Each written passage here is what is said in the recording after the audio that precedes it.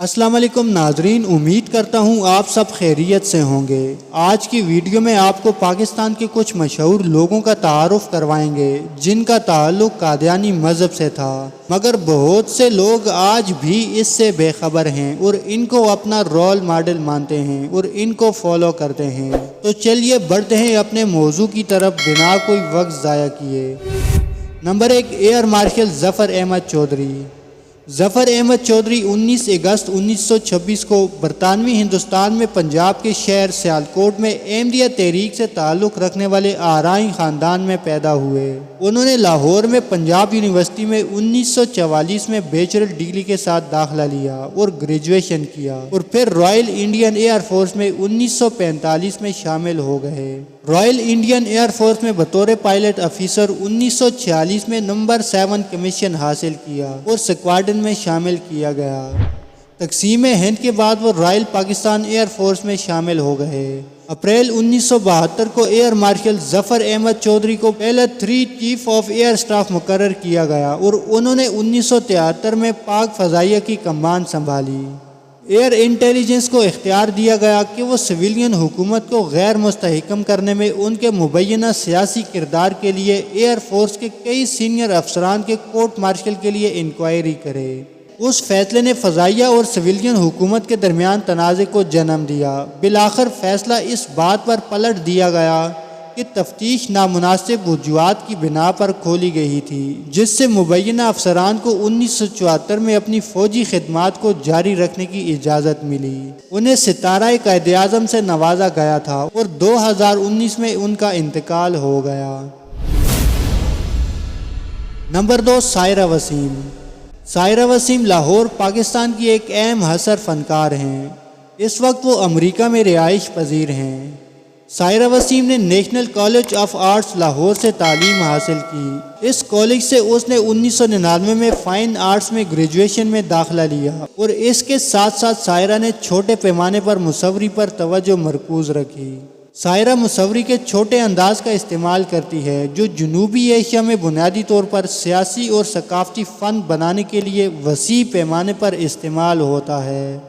سائرہ کے فن کو متعدد عجائب گھروں میں دکھایا گیا ہے، جن میں Whitney Museum of American Art, Brooklyn Museum of Art اور ایشین آرٹ میوزیم شامل ہیں۔ Number 3، major general Abdullah Saeed. Major general Abdullah Saeed Pakistan army سے تھے جن کا تعلق احمدیہ مذہب سے تھا۔ عبداللہ سعید صوبہ خیبر پختونخوا کے شمالی ہزارہ علاقے ایبٹ آباد میں پیدا ہوئے۔ وہ لاہور احمدیہ تحریک کے امیر ڈاکٹر شہید احمد خان کے صاحبزادے تھے۔ شہید نے Pakistan military academy PMA course 6 frontier force سے گریجویشن کرنے کے بعد رجمنٹ میں اپنے کیریئر کا آغاز کیا اور PMA کاکول میں پاکستان ملٹری اکیڈمی کے کمانڈنٹ کے طور پر کام کیا۔ بلوچستان کے چیف مارشل لا ایڈمنسٹریٹر جب ضیاء نے بھٹو کا تختہ الٹ دیا اور بعد میں ضیاء الحق کے دور میں میکسیکو، کوسٹا ریکا، پاناما، وینزویلا اور کیوبا میں پاکستان کے سفیر رہے، اور 1988 میں بڑی آنت کے کینسر سے انتقال کر گئے۔ ضیاء الحق ذاتی طور پر لاہور گئے اور ان کے اہل خانہ سے تعزیت کی۔ نمبر 4، محمد ظفر اللہ خان، پاکستان کے پہلے وزیر خارجہ۔ محمد ظفر اللہ خان تحریک پاکستان کے سرگرم رکن، پاکستان کے پہلے وزیر خارجہ تھے۔ محمد ظفر اللہ خان کا آبائی گاؤں ڈسکا تھا۔ ان کے والد نصر اللہ خان سائی جاٹ قبیلہ سے تعلق رکھتے تھے اور پیشے کے لحاظ سے وکیل تھے۔ ان کی والدہ باجوہ جاٹ خاندان سے تعلق رکھتی تھیں۔ ظفر اللہ خان اپنی والدہ سے بہت متاثر تھے اور ان کے متعلق ایک کتاب میری والدہ کے نام سے لکھی۔ ان کی پیدائش 6 فروری 1893 کو ہوئی۔ انہوں نے ابتدائی تعلیم کے بعد گورنمنٹ کالج لاہور سے مزید تعلیم اور پھر کنگز کالج لندن سے وکالت کی ڈگری 1914 میں حاصل کی۔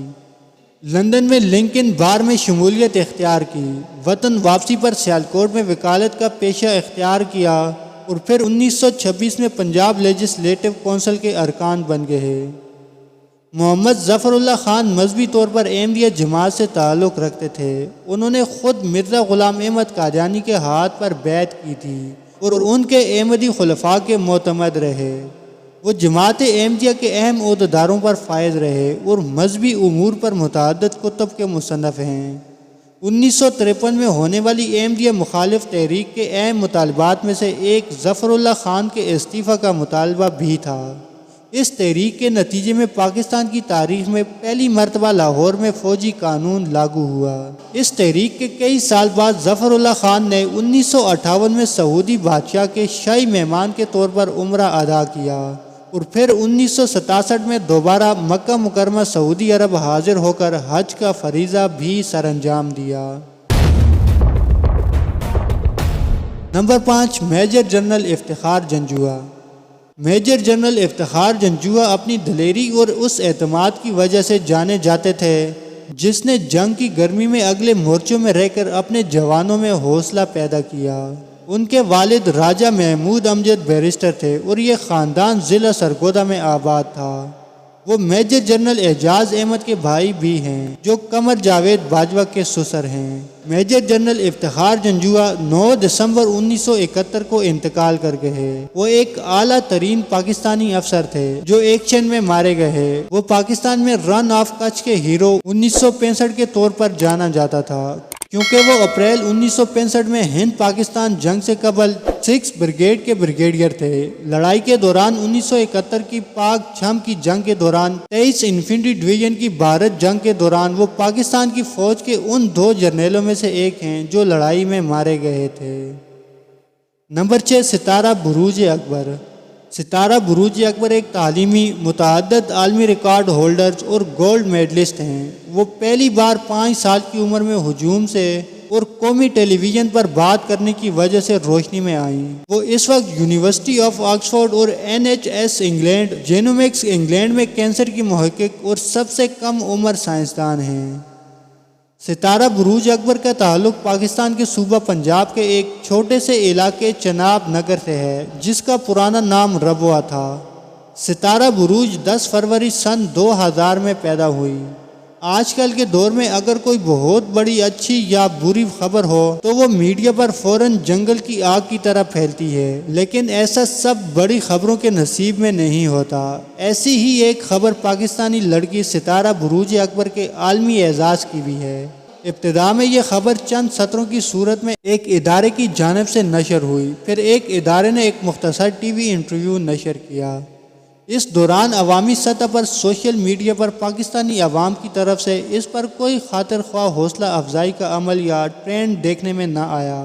پھر کچھ وقت کے بعد 1-2 اور اداروں نے اس خبر کو مختصراً نشر کیا۔ ستارہ بروج اکبر اس وقت 24 سال کی پاکستانی شہری ہیں۔ نمبر 7، قمر منیر اکبر۔ قمر منیر اکبر 22 اکتوبر 2009 کو پیدا ہوئے۔ یہ ستارہ بروج اکبر کے چھوٹے بھائی ہیں۔ انہوں نے بھی اپنی بہن کی طرح تعلیم میں کئی عالمی ریکارڈز اپنے نام کیے ہیں۔ وہ 8 سال کی عمر میں او لیول کیمسٹری پاس کرنے والے سب سے کم عمر شخص ہیں۔ اس نے اپنی بہن ستارہ بروج اکبر کا ریکارڈ توڑا جس نے 11 سال کی عمر میں انگریزی، ریاضی اور سائنس میں او لیول پاس کیا اور اس وقت آکسفورڈ یونیورسٹی میں ماسٹرز کا طالب علم ہے۔ نمبر 8، صابر ظفر۔ صابر ظفر پاکستان کے نامور شاعر ہیں جن کے گیتوں اور غزلوں میں پاکستان کے مشہور گلوکاروں نے اپنی آواز کا جادو جگایا ہے۔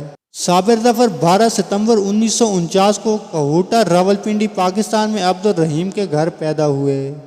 انہوں نے شاعری کی ابتدا 1968 سے کی۔ صابر ظفر نے 2 سال بذریعہ ڈاک رئیس امروی سے اصلاح لی۔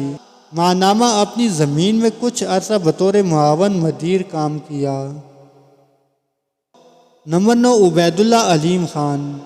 عبید اللہ علیم خان پاکستان سے تعلق رکھنے والے اردو کے نامور شاعر ہیں جنہیں شاعری کا مجموعہ چاند چہرہ ستارہ آنکھیں پر آدم جی ادبی انعام ملا۔ عبید اللہ علیم 12 جون 1939 کو بھوپال میں وہ ہندوستان میں پیدا ہوئے۔ 1952 میں اپنے والدین کے ہمراہ پاکستان آ گئے۔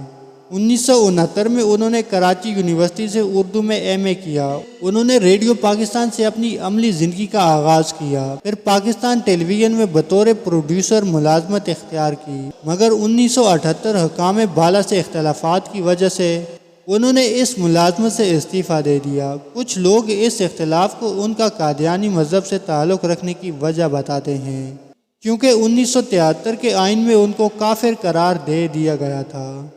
عبید اللہ علیم کا شمار موجودہ دور کے غزل کے بہترین شعراء میں ہوتا ہے۔ ان کی شاعری کا پہلا مجموعہ 1978 میں چاند چہرہ ستارہ آنکھیں میں شائع ہوا، جس پر انہیں آدم جی ادبی انعام ملا۔